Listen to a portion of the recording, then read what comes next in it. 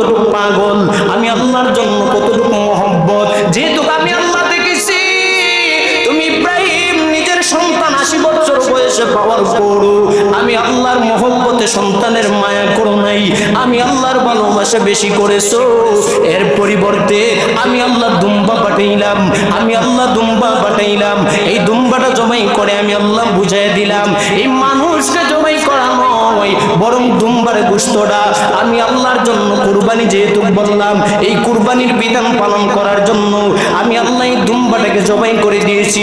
সালামুন ইব্রাহিম, সালামুন আলা ইব্রাহিম।